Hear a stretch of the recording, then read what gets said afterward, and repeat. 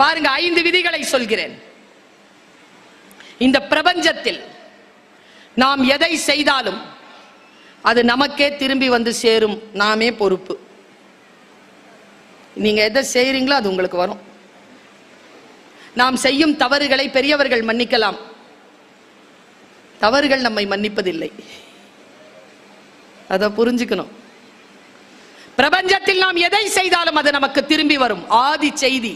இரண்டாவது, வாழ்வில் எதுவும் அதுவாக நடப்பதே இல்லை, நாம் தான் நடத்தி காட்ட வேண்டும். எல்லாம் மேல இருக்கிறவங்க பார்த்துமா, நாம் தான் நடத்தி காட்ட வேண்டும். 3, சிலவற்றை ஏற்றுக்கொண்டால் மட்டுமே மாற்றம் நிகழும். 3வது விதி, நாம் மாறும்போது நம்மை பின்பற்றி நம் வாழ்வும் மாறும். நம்புகிறீர்களா? ஒரே மாதிரியா நீங்க இருந்தீங்கன்னா உங்க வாழ்க்கை மாறாது. கொஞ்சம் உங்களுடைய வாழ்க்கையை நீங்க கொஞ்சம் மாத்திக்கணும். அப்படி மாத்திக்கணும்னா கொஞ்சம் அறிவு மேம்படணும். அறிவு தானா மேம்படாது. அறிவுக்கும் கல்விக்கும் இருக்கிற வித்தியாசத்தை சொல்லவா? இன்னைக்கு காலையில கூட மாபெரும் தமிழ் கனவுல ஒரு பொண்ணு கேட்டா, ஏன் படிக்கணும்னு. திக்குன்னு ஆயிடுச்சு எனக்கு. இதை ஏன் அந்த பாப்பா கேட்குது தெரியுமா? அவர் அப்பாவுக்கும் அவங்களுடைய தாத்தனுக்கும் கல்வி மறுக்கப்பட்டது. அதனால தான் அவ கேட்கிறா. பரம்பரையாக கல்வியை பெற்றுக்கொண்டு வருகின்ற எந்த ஒரு தலைமுறையை சார்ந்த குழந்தையும் நான் ஏன் படிக்க வேண்டும் என்று கேட்கவே கேட்காது. ஏனென்றால் அதற்கு படிப்பதனால் வருகின்ற அதிகாரத்தின் பலன் தெரியும். நாம் அந்த அதிகாரத்தின் பலன் தெரிந்து கொண்டால் நம் பேரன் அதை கேட்க மாட்டான், ஏன் படிக்க வேண்டும் என்று கேட்க மாட்டான். படித்தால் தான் இந்த பூமியில் தலை நிமிர்ந்து வாழ வேண்டும் என்கின்ற ரகசியத்தை அவன் நம் மூலமாக தெரிந்து கொள்வான். எல்லாவற்றையும் நான் தான் நிகழ்த்த வேண்டும். தானாக எதுவுமே நிகழாது. அடுத்து சொல்லுகிறேன், நேற்று இன்று நாளை மூன்றும் ஒன்றுக்கொன்று தொடர்புடையது. ஒன்றை வெட்டிவிட்டு இன்னொன்று உங்கள் கையில் கிடையாது. இந்த 5 விதிகளை நீங்கள் மனதில் எடுத்து செல்லுங்கள். வாழ்க்கை நமக்கு சில வாய்ப்புகளை தருகின்ற பொழுது நான் சொல்லுவதை மிக அழுத்தமாக உள்வாங்கிக் கொள்ளுங்கள். நான் புத்தகத்தில் வாசித்ததை சொல்லுகிறேன். எனக்கு நானே சொல்லிக் கொண்டதுதான். எனக்கு நானே சொல்லிக் கொண்டதுதான். உங்களுக்கு புரிகிறதா என்று பாருங்கள். கவலையை வெற்றி கொள்ள தெரியாதவர்கள் இளமையிலேயே இறந்து விடுகிறார்கள். 45, 42, 50 திடீர்னு இறந்துடுறாங்க. ரொம்ப யோசிச்சு பார்த்தா கவலைகளை வெற்றி கொள்ள தெரியாதவர்கள். இதை சொல்லுகிறார் உளவியல் நிபுணர் டாக்டர் அலெக்ஸ் கேரல். கவலைகளை எப்படி எதிர்கொள்வது இதோ சொல்லி தருகிறேன். இங்க நம்ம கவலைப்படாம இருக்கணும் அப்படின்னாலே அதுக்கே பெரிய பயிற்சி எல்லாம் வேணும். யோக பயிற்சி வேணும். ஏன்னா நம்மளை கவலையோட பார்க்கறதுக்கு தான் இந்த உலகம் விரும்புது. நாம சிரிச்சிட்டு இருந்தா அவங்க உம்முனாயிடுறாங்க. நீங்க என்ன நினைக்கிறீங்க? நான் ரொம்ப கவலையா இருக்கும்போது ஒரு வேலை செய்வேன். சொல்லி தரவா? சரவணகாந்த் பார்க்கறாரு. உளவியல்ல கொஞ்சம் ஆர்வம் இருக்கிற ஆளு. சொல்லி தரவா? சாக்லேட் இருக்குல்ல, ஸ்வீட், அதை சாப்பிட்டீங்கன்னா ஸ்ட்ரெஸ் குறையும். அதனால தான் நம்ம ஜெயிக்கும் பொழுது அடுத்தவங்களுக்கு ஸ்வீட் கொடுக்கிறது.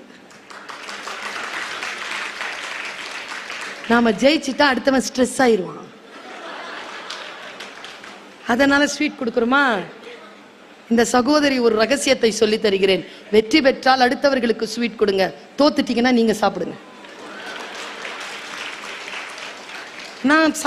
நான் சாப்பிட்டுருவேங்க. ரொம்ப சோகமா இருந்தேன்னா ஒரு ஸ்வீட்டை வாங்கி வாயில போட்டுருவேன். ஒரு வாழைப்பழமாவது சாப்பிட்டுருவேன் நான் எனர்ஜிக்காக. செத்துருவங்க இல்லைன்னா நம்மளை செத்துறணும்னு நினைக்கிற ஆட்கள் நிறைய பேர் கூடவே இருக்குதுங்க, தெரியுமா? இல்லையா? சொல்றதுல என்ன பயங்கிற? நல்லா தானே ட்ரெஸ் பண்ணிட்டு வந்திருக்க. 7 மணிக்கு ட்ரெஸ் பண்ணது. நிறைய ப்ரோக்ராம் முடிச்சுட்டு 3வது ப்ரோக்ராம் வந்திருக்கிறேன். இப்பவே ஓரளவு ஃப்ரெஷ்ஷாக இருக்கிறேன்னா, காலேஜில் 7:45 மணிக்கு சைன் பண்ணும்போது எப்படி போவேன்? வீட்டிலேருந்து வானத்துலேருந்து பராசக்தி இறங்குற மாதிரி இறங்குவேன். அப்படி கும்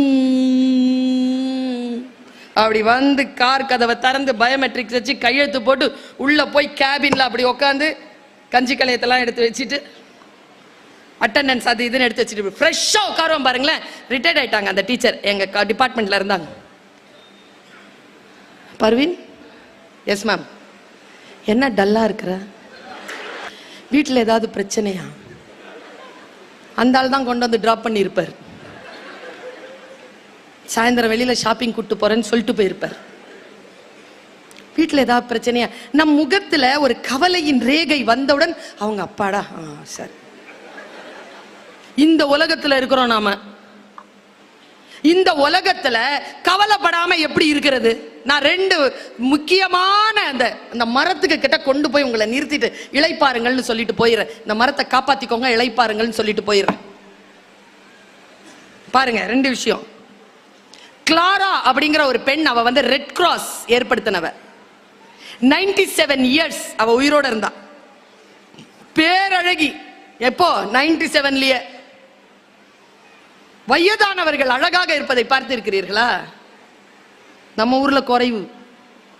ஏன்னா இந்த மாதிரி டிபார்ட்மெண்ட்ல வேலை செஞ்சுட்டு, இந்த மாதிரி வீட்டில் இருந்துகிட்டு, இந்த மாதிரி ஊர்ல சுத்திட்டு இருந்தோம்னா எப்படி 50 வயசுலயே 60 வயசு மாதிரி தெரியும், 60 வயசுல 72 வயசு மாதிரி தெரியும். எல்லாம் பிடிச்சி உருவி விட்டுருவாங்க. கிளாரா 97 வயதில் இளமையுடன் அழகாக இருந்தால். அவளிடத்தில் கேட்டார்கள், உங்கள் இளமையின் ரகசியம் என்ன? கிளாரா சொன்னாள், நான் கவலைகளை நினைவில் வைத்திருப்பதில்லை. யாராவது அதை நினைவுபடுத்தினா கூடவே இருக்குமே. நான் நினைக்கிறேன் இந்த ஏப்ரல் மாசத்துல தான் நீங்க டிவோர்ஸ் வாங்கினீங்கன்னு. என்ன உனக்கு இப்போ உங்க தம்பி செத்த நாள் வருதுல்ல 2 வாரத்துலயோ, அது 2 வாரத்துக்கு அப்புறமா வருதியா? செத்து 13 வருஷம் ஆயிடுச்சியா? ஏன் இப்போ கவலைகளை அப்படியே நினைவில் வைத்துக் கொண்டு நம்மை நாசம் செய்யும் உலகம். கிளாராவிடம் கேட்டார்கள், நான் துயரங்களை துக்கங்களை மறந்து போகிறேன். கிளாராவிடம் கேட்டார்கள், அதை நினைவுபடுத்தினால் என்ன செய்வீர்கள்? கிளாரா சொன்னால், நான் அதை மறந்து போனதை நினைவுபடுத்திக் கொள்வேன். நான் மறந்துட்டேன்யா. நமக்கு நாமளே சொல்லிக்கணும்ல மேடம். நான் இன்னைக்கு ஒரு மந்திரத்தை சொல்லிட்டு போறேன். நாடி மந்திரம் பிடிச்சி வச்சுக்கோங்க. 45 வயது கடந்து விட்டது எனக்கு. 40 ஆண்டு காலமாக இந்த உலகத்தை புரிந்து புரிந்து புரிந்து புரிந்து வந்து ஒரு இடத்தில் நிற்கிறேன். என் அனுபவங்களே ஒரு புத்தகம் தான். அதுவே ஒரு ஆதிமரம் தான். அந்த ஆதி மரத்தின் கீழே உட்கார்ந்து ஒரு மந்திர சொல்லை சொல்லிவிட்டு போகிறேன். ஒரே ஒரு மனிதர் தான் இந்த உலகத்தில் உங்களை காப்பாற்ற முடியும். அது உங்களுக்கு நீங்கள் மட்டுமே. உன்னை விட உன்னை மற்றவர்களால் காப்பாற்றி விட முடியாது. உனக்கு தெரியும் உன் பலவீனம் என்ன, உன் பலம் என்ன, நீ எங்கே தோற்கிறாய், எங்கே ஜெயிக்கிறாய். எல்லாவற்றையும் அடுத்தவர்களிடத்தில் காட்டுவதல்ல. கவலை கொள்ளாதிருங்கள். இந்த கவலை கொள்றது, நான் இதை சொல்லி இருக்கிறேன், நினைவுபடுத்துறேன். ஒரு காட்டுல இப்போ நம்ம கூட இருக்கிறவங்களுக்கு எப்படிங்க நம்ம தெரிஞ்சுக்கிறது நம்ம நல்லவங்களா இல்லையா? கஷ்டம் இல்லை மேடம். பட்டு தெரிஞ்சாதான் தெரியுதுல்ல. புரிஞ்சுக்கோங்க. புரிஞ்சுக்கிறதுக்காக சொல்றேன். எப்படி புரிஞ்சுக்கிறது? நான் யாருக்கிட்டையும் சொன்னதில்லை இதுவரைக்கும், யூடியூப்ல வந்ததில்லை. எங்க அம்மா கல்யாணம் ஆகிறதுக்கான முஸ்தீபுகள்ல எங்க குடும்பம் ஈடுபட்டிருந்த போது, என்னுடைய கல்யாணத்தை நிச்சயம் செய்ய வந்தவர்களிடம் என் தாயார் சொன்ன சொல் இன்னைக்கும் எனக்கு ஞாபகம் இருக்கு. என் புள்ள பொறுமைசாலி, ஆனா அதே சமயத்துல புத்திசாலி. எங்க அம்மா என்னுடைய பயோடேட்டா கொடுக்குறாங்கங்க. ஒரு பெண்ணை பெற்றவள் பாருங்களேன், 25 வருஷத்துக்கு முன்னால் இப்படி கொடுத்துருக்க முடியுமா? சொல்றாங்க, என் மகள் பொறுமைசாலி ஆனால் புத்திசாலி. பாம்பு புத்துல போட்டாலும் வாழ்ந்துட்டு வந்துருவா. அப்பா அம்மா சொன்ன சர்டிபிகேஷன்ங்க. நான் அப்படியான்னு எனக்கு தெரியாது, ஆனால் என் அம்மா அப்படி நம்பினார் என்னை. பாருங்க, எப்படி எப்படி நம் வாழ்க்கையை நாம் கவலைகள் இல்லாமல் எப்படி வாழ்வது என்பதனை புத்தகங்களின் மூலமாகவும் அனுபவத்தின் மூலமாகவும் நான் தெரிந்ததை உங்களிடத்தில் கடத்தி விட்டு போகிறேன். பெரிய மழை, காடு, காட்டாறு ஓடுகிறது. எதிர்பார்க்கல எந்த உயிரினமும். அதுல ஒரு தேள் அடிச்சுக்கிட்டு வருது ஆத்துல. பாறையில பட்டு தெரிச்சு அப்படி நிக்குது, உயிர் போகல. பக்கத்துல பாக்குது, அங்க ஒரு தவளை உட்காந்துட்டு. தவளைக்கு நீந்தவும் தெரியும், நடக்கவும் தெரியும். அது எங்கேயும் இருக்கும். நாம தான் அந்த தவளை. வெள்ளம் வந்தா என்ன, எது வந்தா என்ன, உயிரோட இருக்கிறோம்ல, சூப்பர் அப்படின்னு நினைக்கிற ஒரு தவளை. அது உட்காந்துட்டு இருக்கும்போது தேள் சொல்லுது, மிஸ்டர் தவளை ஆர் மிஸ் தவளை, என்ன இந்த ஆத்த மட்டும் கடந்து விட்டுரு. நாமெல்லாம் தவளை புத்திசாலி தவளை தானே, நாம சொன்னோம், போ நீ தேளு, நீ கொட்டிட்டனா நான் மாட்டேன். தேள் பாருங்க எப்படி கன்வின்ஸ் பண்ணுச்சு தவளைய. நாமெல்லாம் எவ்வளவு சீக்கிரம் கன்வின்ஸ் ஆகிற ஆளுங்கிறதுக்காக சொல்றேன். நீ என்ன லூசா, நான் ஏன் உன்னை கொட்ட போறேன், நான் கொட்டினாதான் நானும் செத்துருவேனே, நீ என்னை காப்பாத்தி மட்டும் விட்டுரு, நான் அந்த பக்கமா போயிருவேன். இவ்வளோ ஆபத்துல நான் உன்னை கொட்டுவேனா, நானே உங்ககிட்ட ஹெல்ப் கேட்குறேன் ப்ளீஸ் அப்படின்ச்சு. நாம கன்வின்ஸ் ஆயிடுவோம்ல. தவளை கன்வின்ஸ் ஆயிடுச்சு சார், முதுகுல ஏறிடுச்சு சார் தேளு. இப்போ ஆத்த கடந்து போயிட்டு இருக்கிறோம். தவளை தவளை ஆகிய நாம் தேளை ஏத்திக்கிட்டு போய்கிட்டு இருக்கிறோம். நடு ஆத்துல தண்ணி தழும்புது. அப்போ தேளு கொடுக்கு எடுக்குது. இப்போ தவளைக்கு பயம். தவளை சமாதானம் பேசுது தேள் கிட்ட, கொட்டிராத, ஜாகிரதையா கூட்டிட்டு போய் விட்டுறேன், எனக்கு நீந்த தெரியும், ப்ளீஸ் ஹோல்ட் யுவர் செல்ஃப், கொட்டாத. அது கொடுக்க எடுத்துருச்சு. 2 அடியில ஆறு கடந்துருச்சுங்க. 2 அடிக்குள்ள கொட்டிருச்சுங்க தலையில டொங்குன்னு. இப்போ தேள் முழுகுது, தவளையும் முழுகுது. நாம இல்லைன்னா தவளை. நாம என்ன சொல்லுவோம், டைலாக்க நான் சொல்லவா? உன் வழிக்கு நான் வந்தனா, நீ தானே என் வழிக்கு வந்த, என்னை காப்பாத்துன்னு சொன்ன, நான் காப்பாத்த தானே செஞ்சேன், ப்ராமிஸ் பண்ணல கொட்ட மாட்டேன்னு, ஏன் கொட்டின? நீ ஏன் சவர, நானும் சவரம் பார், உனக்கு ஹெல்ப் பண்ணி எனக்கு இந்த சாவு தேவையா அப்படின்னு சொல்லிட்டே மூழ்கிருச்சு. அது சொன்ன டயலாக் இல்லை இப்ப நீங்க வீட்டுக்கு கொண்டு போற டயலாக். தேள் சொன்ன டயலாக் தான் இம்பார்ட்டன்ட்.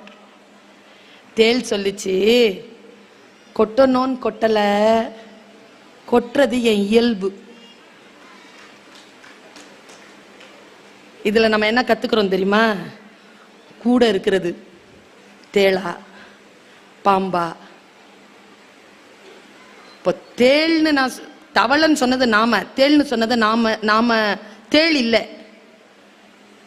நம்மளை பெத்தது, நாம பெத்தது, நமக்கு வாச்சது, அந்த வாச்சதுக்கு வாச்சது, வேலையில சேர்றது, சேர்றதுலாம் சேர்றது, இது எல்லாம் தான் அந்த தேளு. கூட இருக்கிறது தேளா பாம்பா பன்னியா என்ன மிருகம்னு தெரிஞ்சிருச்சுன்னா முதுகுல ஏத்திக்க மாட்டோம்ல. இவ்வளவுதான் நான் கத்துக்கிட்ட பாடம். நீ எங்க இருக்கிறியோ இரு, கூட நடக்கிறியா நடு. இந்த உலகம் தேளுக்குமானது தவளைக்குமானது, என் முதுகில் ஏறிக்கொள்ளாத. இந்த தெளிவு இருக்கின்ற பொழுது வாழ்க்கையில் சில கவலைகள் தீரும். கவலைகளை வெற்றி கொள்ள தெரியாதவர்கள் இளமையிலேயே செத்து போகிறார்கள். நான் ஒரு சில வார்த்தைகளை மட்டும் வரிசை பட்டியலிடுகிறேன், கொஞ்சம் மேலால இருக்கும், ஆனாலும் நான் நீங்கள் கவனித்துக் கொண்டிருக்கிறீர்கள் என்பதற்காக சொல்லுகிறேன். முதல்ல ஏதான ஒரு சிக்கல் வந்துச்சுன்னா உங்க லைஃப்ல, இத ரொம்ப பார்க்காதீங்க. என்ன ஆகுது தெரியுமா? நான் இதுக்கு அகேன்ஸ்ட் கிடையாது, ஆனா ஒரே ஒரு ரகசியம் தான், இதை நான் பயன்படுத்துகிறேனே தவிர இது என்னை பயன்படுத்த நான் அனுமதிப்பதில்லை. Very small difference. காலையில் எழுந்திருக்கிறீங்கல்ல, உயிரோட இருக்கிறீங்களா இல்லையான்னு கூட பாத்துக்கிறதுக்கு முன்னால இதை தேடுறீங்க. முதல்ல உயிரோட இருக்கிறோம், ஒரு மூச்சு வாங்குவோம், ஒரு டம்ளர் தண்ணி குடிப்போம், நிதானமா என்ன இருக்குன்னு பார்ப்போம், அப்புறமா பார்ப்போமே. தூங்கும் போது 1 மணி 2 மணி ஒரு பையன் என்கிட்ட கேட்கிறான், 1 ஹவர் கிளாஸ் சொல்லி உட்கார்ற, ஒரு நாள் போற மாதிரி இருக்குது, 20 நிமிஷம் ரீல்ஸ் பார்க்கலாம்னு நினைக்கிறேன், ஒரு நாள் போயிருது மேடம். இந்த பையனுக்கு என்ன பதில் சொல்றது நான்? உங்க இன்ட்ரெஸ்ட், நீங்கள் எதில் மிக மிக ஆர்வமாக இருக்கிறீர்களோ அது உங்களை வழிபடுத்தும். இத அவ்வளவு சீக்கிரமா நம்பிராதீங்க. உதாரணத்துக்கு சொல்லவா, நீங்க இதை வச்சுக்கிட்டு ஏதாவது பேசுங்களேன், ரியல் எஸ்டேட் பத்தி பேசுங்களேன். உங்க இன்ஸ்டாகிராம்ல, உங்க இமெயில்ல, உங்க ஃபேஸ்புக்ல எல்லாம் ரியல் எஸ்டேட்கான விஷயமா வரும். இல்லைன்னா போன் வந்துகிட்டே இருக்கும், ரியல் எஸ்டேட் போன் வந்துகிட்டே இருக்கும். அப்ப இது உங்களை கவனிக்கிறதா? ஆண்கள் கிட்ட நான் நிறைய 4 வருஷமா போராடிட்டேங்க, மேடையில பேசி பேசி. இதை எதுக்கு பாத்ரூம் கொண்டு போறீங்க வீட்டுல? நான் கேட்டேன், ஒரு சைக்காட்ரிக் சொன்னாரு, தனியா போக இப்பெல்லாம் ஆம்பளைங்க பயப்படுறீங்களா? நான் சொல்லவா, அது இல்ல உண்மை. இதை தனியா விட்டுட்டு போக பயம். இந்த கை தட்டுறதெல்லாம் பாதிக்கப்பட்டது, இல்லைன்னா பயப்படுறது. இன்னிலிருந்து இந்த புத்தக கண்காட்சியில இன்னிலிருந்து ஒரு சின்ன சங்கல்பம் எடுத்துக்கலாமா? ஒரு சின்ன உறுதிப்பாடு, ஒரு சின்ன வாக்குறுதி. காலையில எழுந்திரிச்ச உடனே குளிக்கிறோம்ல, குளிக்கிறோமா? ஏன் குளிக்கிறோம்? உடம்பு தூய்மையா இருக்கணும். வள்ளுவர் சொல்றார், புற தூய்மை நீரினால் வரும், அகத்தூய்மை வாய்மையினால் காணப்படும். உடம்ப எவ்வளவு சுத்தமா வச்சுக்கிறீங்களோ இதையும் சுத்தமா வச்சுக்கோங்க. இப்போ நீ படிக்கும் புத்தகத்தை பற்றி சொல், நான் உன்னை பற்றி சொல்கிறேன். நீ பார்க்கும் படத்தை பற்றி சொல், நான் உன் கூகுள் ஹிஸ்டரியை சொல், நான் உன்னை பற்றி சொல்கிறேன். நீ என்ன கூகுள் ஹிஸ்டரி வச்சிருக்கு? இன்னொரு விஷயம் சொல்லவா, சொல்லக்கூடாது, நல்ல மங்களகரமான விஷயம். செத்துட்டோன்னு வச்சுக்கோங்களேன், ஃபர்ஸ்ட் இதை தான் தேடுவானுங்க. இதை கொஞ்சம் சுத்தமா வச்சுக்கலாமா? இன்னிலேருந்து கிளீன் பண்ணுங்க. பாஸ்வேர்டு இருக்குல்ல, அது மனைவிக்கு தெரிகிற மாதிரி வைங்க, மனைவிமார்கள் கணவனுக்கு தெரிகிற மாதிரி வைங்க. குழந்தைகள் போனை ஓப்பனா வைக்கிற அளவுக்கு மன சுத்தமாகவும். இதுல வாழ்க்கையில் 2 விஷயம் தாங்க முக்கியம். அந்த தாய் மாதிரிங்க நான் சொல்லிட்டு போறேங்க, 2 விஷயத்துல சூப்பரா இருங்க. 1 மெடிக்கல்ங்க, மெடிக்கலா ஃபிட்டா இருக்கணுங்க. 2 சட்டத்துல ரீதியில ஃபிட்டா இருக்கணுங்க, லீகலா ஃபிட்டா இருக்கணும். லீகலா எங்கேயோ போய் சிக்கிக்க கூடாது. தாய் தகப்பன்மார்கள் இருக்கிறீங்கல்ல, நம்ம குழந்தைகளுக்கு நாம கொடுக்கிற அற்புதமான கிஃப்ட் என்ன தெரியுமா? தாயும் தகப்பனும் சேர்ந்து இருப்பதுதான். அதை விட பெரிய கிஃப்ட் குழந்தைகளுக்கு கொடுக்கவே முடியாது. அதை விட பெரிய கிஃப்ட் என்ன தெரியுமா? 2ம் உயிரோட இருக்கிறது. அதை விட பெரிய கிஃப்ட் என்ன தெரியுமா? கடன் வாங்காம இருக்கிறது. அம்மா அப்பா கடன் வாங்காம இருக்கிறது. இந்த கிஃப்டை நாம அவங்களுக்கு கொடுக்கணும். இது நமக்கு புரியணுமே. வாழ்க்கை எப்படி சுத்தமாக வைத்திருப்பது? நான் இப்படி சொல்கிறேன். பிரச்சனை என்னன்னு பாருங்க. முதல்ல பிரச்சனைகளுக்கான காரணம் என்னன்னு பாருங்க. 2 அந்த பிரச்சனைகளை தீர்ப்பதற்கான சாத்தியமான கூறுகள் என்னன்னு பாருங்க. பாசிபிலிட்டிஸ் என்னன்னு பாருங்க. அந்த பாசிபிலிட்டிஸ்க்கு தீர்வுக்கு உங்களுடைய ரெக்கமெண்டேஷன் என்னன்னு பாருங்க. இந்த 5 விஷயத்தையும் பார்த்துட்டீங்கன்னா பிரச்சனையை சால்வ் பண்ணிடலாம். எதன் அடிப்படையில் அதை பிரச்சனைன்னு நீங்க முடிவு பண்றீங்கிறத கொஞ்சம் யோசிங்க. ஏனென்றால் பல நேரங்களில் அந்த கெப்பாசிட்டி இல்லாமலேயே பிரச்சனை இல்லாததெல்லாம் பிரச்சனை பண்ணிடுறோம். என் குடும்பத்தில் எனக்கு 2 சித்தப்பா, ஒரு பெரியப்பா, ஒரு அத்தை, இன்னொரு சித்தப்பா, 1 விட்டு சித்தப்பா. வீட்டுக்கு வந்த உடனே எல்லாரையும் நிற்க வச்சு எங்கள் அம்மா அறிவுரை சொல்லுவாங்க. உங்களுக்கு அந்த விபத்தெல்லாம் நடந்திருக்கா உங்கள் குடும்பத்தில்? வெளியிலேருந்து யாராவது வந்தாங்கன்னா நிறுத்தி வச்சுட்டு, சொன்னால் கேட்க மாட்டேங்குது, கொஞ்சம் புத்திமதி சொல்லிட்டு போங்க. இதில் என்னென்னா மாதம் வந்துடுவாங்க எங்கள் வீட்டுக்கு இவங்க 5 பேரும். டிஃபன் காஃபிலாம் சாப்பிட்டுட்டு அப்படின்ட்டு அறிவுரை சொல்லுவாங்க. 45 மினிட்ஸ். எனக்கு ஒரு அண்ணன், ஒரு அக்கா, ஒரு தம்பி, ஒரு தங்கச்சி. நாங்கள் 5 பேரும் நிற்போம். எங்கள் அம்மா என்ன காட்டி தான் சொல்லும், இதுக்கு சொல்லுங்க, அடங்க மாட்டேங்க, இதுக்கு சொல்லுங்க, இதுக்கு அறிவுரை சொல்லுங்க. அதில் அத்தனை பேரும் அறிவுரை சொல்லுவாங்க. நான் கேட்டுக்குவேன். என்ன கொடுமைனா அதில் ஒரு சித்தப்பாக்கு அறிவுரை சொல்லவே தெரியாது. அது கூட வழி இல்லை. அவருக்கு அறிவுரை சொல்ல தெரியாதுன்னு அவருக்கு தெரியாது. இது பிரச்சனைக்கு இதுதான் தீர்வுன்னு நாம முடிவெடுப்போம். ஆனா அதுதான் தீர்வுன்னு நமக்கு புத்தி இருக்காது, அதை எடுத்துருவோம். முக்கியமா சித்தப்பா பெரியப்பான்னு இருக்கிறீங்கல்ல, உங்க அண்ணன் பையனோ தம்பி பையனோ பொண்ணோ வாழ்க்கையில வெற்றி பெறுவதற்கான ஆலோசனைகளை உங்களிடத்தில் கேட்கின்ற பொழுது தயவு செய்து 2-3 நாள் தள்ளி போடுங்க. அதை பற்றி தெரிந்து கொண்டு அவர்களுக்கு அறிவுரை சொல்லுங்க. எடுத்த வாக்கில் சொல்லி விட்டுறாதீங்க. சிலது மீன், சிலது மானு. மானு காட்டில் ஓடும், மீன் தண்ணியில நீந்தும். நீங்க மீனை பிடிச்சி காட்டில் விட்டுறீங்க, மானை பிடிச்சி கடல்ல விட்டுறீங்க. ஏன்னா பிரச்சனைக்கான தீர்வு என்னன்றது புரியாது. ரொம்ப தெளிவா சொல்லவா, இதை ரொம்ப நேரம் பார்த்தீங்கன்னா பிரச்சனைக்கான தீர்வு இல்லை, பிரச்சனையே என்னன்னே தெரியாது. இன்னைக்கு காலையில செய்தி பார்த்தோமா இல்லையா, காஞ்சிபுரத்துக்கு பக்கத்துல டீசல் லாரி கவுந்துருச்சு. எல்லாம் அந்த டீசலை பிடிச்சிட்டு போறாங்க. அது எவ்வளவு அபாயம், உயிரை விட முக்கியமா? அது போடுறதுக்கு வெஹிக்கிள் இருக்கா உங்ககிட்ட? எதனாலும் பிடிச்சுக்கணும், எதனாலும். எங்க சீற்றம்ங்க, கடல் சீற்றம்ங்க. சென்னையில ரெட் அலர்ட் போட்டாங்க, இன்னைக்கு புயல் வரதாமா அப்படின்ட்டு ஒரு 50 நின்னு வேடிக்கை பார்க்குது கிட்ட போய். என்ன பண்ணுவீங்க? ஏன் அவர்கள் பார்க்கிறார்கள், ஏன் அவர்கள் பிடிக்கிறார்கள்? நான் சொல்லட்டுமா, ஏன்னு சொல்லட்டுமா? ஒரு புத்தகம் வாசிப்பதற்கான பழக்கம் இருந்தால் யாரும் இப்படி பின்னால் ஓடவே மாட்டோம். தெரியுமா உங்களுக்கு? நிதானமாக ஒரு புத்தகத்தை வாசிக்க தெரிந்தவர்கள் அறியாமையிலும் மனதை உடலை காயப்படுத்துகின்ற எந்த விஷயத்திலும் நாம் ஈடுபடுவதே இல்லை. தெரியுமா? கவிதை புரிந்தவர்கள் மட்டும் சொல்கிறேன் நான். விழிப்பற்ற வேலைகளை செய்வதே இல்லை, கவிதை புரிகின்றவர். தெரிந்தும் ஏன் அங்கே கொண்டு போய் நாம் விழுகிறோம் தெரியுமா? நமக்கான அந்த விழிப்புணர்வு இல்லை. அந்த விழிப்புணர்வு எப்பொழுது வரும்? நான் சொல்லுகிறேன், புத்தக வாசிப்பினால் வரும்.